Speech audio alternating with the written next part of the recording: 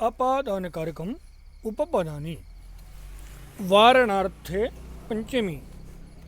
वारणार्थ यानी रोकने के अर्थ में जिन धातुओं का प्रयोग होता है उन धातुओं के साथ में अपादान कारक यानी पंचमी विभक्ति का प्रयोग होता है। यथा उपदेश पाप से रोकता है। इस वाक्य को हमें संस्कृत में कहना है तो उपदेशः पापात् वारयति। इसी प्रकार से सैनिकः आक्रमणात् देशं वारयति। पुनः गुरुः अज्ञानात् शिष्यं वारयति। कृषिकः क्षेत्रात् धेनुं वारयति। अर्थात किसान खेत से गाय को रोकता है। अर्थात जहाँ जाने से अथवा जिस काम को करने से किसी को रोका जाता है उस स्थान की अथवा उस काम की पंचमी विभक्ति होती है। पुनः भयार्थ पंचमी। अर्थात भय के अर्थ में जिससे भय होता है उसकी पंचमी होती है।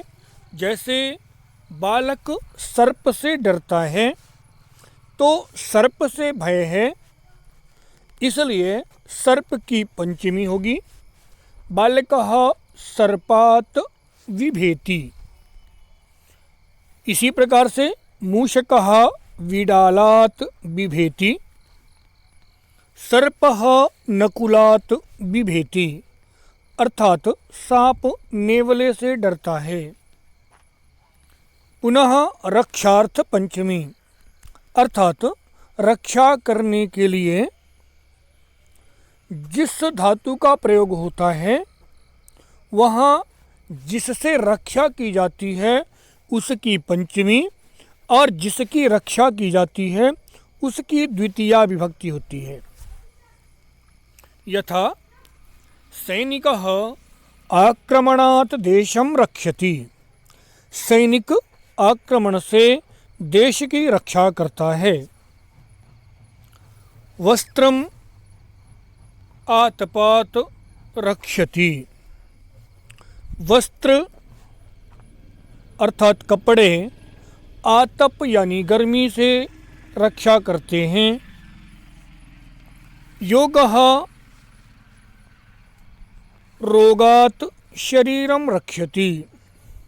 योग रोग से शरीर की रक्षा करते हैं। इस प्रकार से रक्षा करने के अर्थ में पंचमी विभक्ति होती है। पुनः जुगुप्सार्थ अर्थात जुगुप्सा यानी घृणा। घृणा करने के अर्थ में जिससे घृणा होती है उसकी पंचमी विभक्ति होती है। यथा सज्जनः पापात् जुगुप्सते। अर्थात सज्जन पाप से घृणा करते हैं। अहम अज्ञानात् जुगुप्से। मैं अज्ञान से घृणा करता हूँ। अहम भ्रष्टाचारात् जुगुप्से। मैं भ्रष्टाचार से घृणा करता हूँ इत्यादि हम अपने से वाक्य बना सकते हैं। जिससे घृणा होती है उसकी पंचमी विभक्ति का प्रयोग होता है। इसी प्रकार से तो स्वीकारार्थ यानी ग्रहण करने के अर्थ में जिससे कोई वस्तु ग्रहण की जाती है तो ग्रहण करने के अर्थ में जब कोई वस्तु किसी से ली जाती है तो उस अर्थ में जितनी धातुओं का प्रयोग होता है उन सब के साथ में पंचमी विभक्ति होती है। यथा छात्रः आचार्यात् ज्ञानं स्वीकरोति। अर्थात छात्र आचार्य से ज्ञान लेता है। पुनः भिक्षुकः धनिकात् धनं स्वीकरोति। भिखारी धनी से धन लेता है अथवा दान लेता है। अहम मित्रात् उपहारं गृह्णामि। मैं मित्र से उपहार ग्रहण करता हूँ अथवा लेता हूँ। तो ग्रहण करने के लिए जिन जिन शब्दों का प्रयोग करेंगे, जिन जिन धातुओं का प्रयोग करेंगे, उन सब के साथ में हमें पंचमी विभक्ति का प्रयोग करना चाहिए। ऋते अर्थात छोड़कर या अलावा। जैसे अज्ञानात् ऋते नास्ति मुक्ति ही। ज्ञानात् ऋते क्षम्यताम्, ज्ञानात् ऋते नास्ति मुक्ति ही। ज्ञान के अलावा कहीं मुक्ति नहीं है, या ज्ञान को छोड़ देने के बाद कहीं मुक्ति नहीं है। पुनः भोजनात् ऋते नास्ति शरीर पोषणम।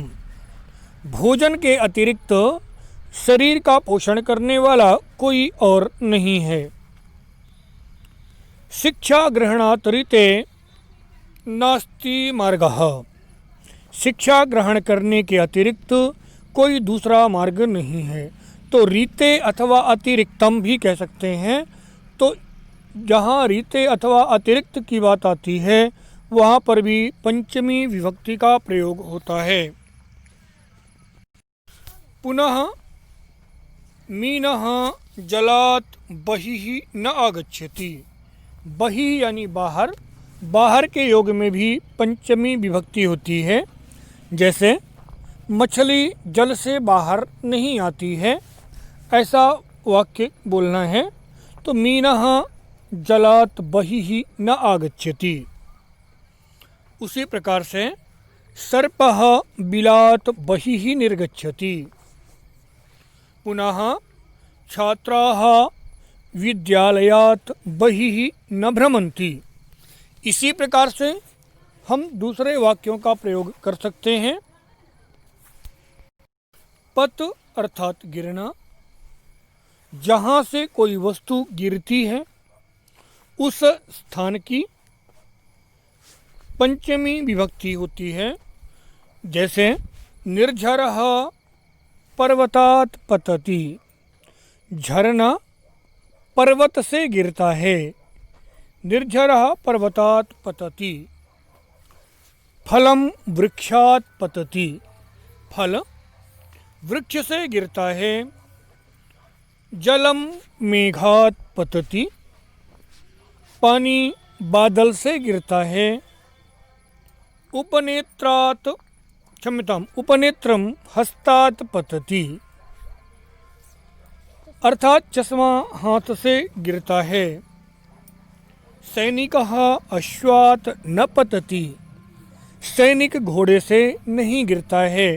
हमें कहना है आँखों से आंसू गिरते हैं तो नेत्राभ्याम अश्रूणि पतन्ति। निर्गम यानी निकलना। निर्गम यानी निकलना। पुनः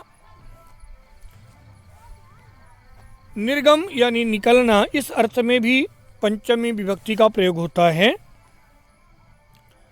यथा मूषकः बिलात् निर्गच्छति। चूहा बिल से निकलता है। शिक्षकः कक्षायाः निर्गच्छति। शिक्षक कक्षा से निकलता है। नदी पर्वतात् निःसरति अथवा निर्गच्छति। नदी पर्वत से निकलती है अथवा बहती है। पुनः उद्भव और प्रभव के साथ में भी पंचमी विभक्ति का प्रयोग होता है, जिसमें दोनों का एक ही अर्थ है, पैदा होना या जन्म लेना। तो जिस स्थान से जन्म होता है उसकी पंचमी विभक्ति होती है। यथा वृक्षः बीजात् प्रभवति। अथवा वृक्षः बीजात् उद्भवति, वृक्ष बीज से पैदा होता है, अथवा वृक्ष पुनः अध्ययनात् ज्ञानम उद्भवति, अध्ययन से ज्ञान पैदा होता है, ज्ञान होता है। लोभात् मोहः प्रभवति, लोभ करने से मोह पैदा होता है। प्रवह के साथ में भी पंचमी विभक्ति होती है। प्रवाह यानी प्रवाह, बहाव, बहना। जिस स्थान से नदी अथवा वायु का प्रवाह होता है वहाँ पर उस स्थान की पंचमी विभक्ति होती है। जैसे गंगा हिमालय से बहती है, गंगा हिमालयात् प्रवहति। उसी प्रकार नर्मदा अमरकंटक से बहती है, नर्मदा अमरकंटकात् प्रवहति। वायु मलय पर्वत से बहती है, वायुः मलय पर्वतात् प्रवहति। इस प्रकार से अन्य भी वाक्य हमारे द्वारा बनाए जा सकते हैं।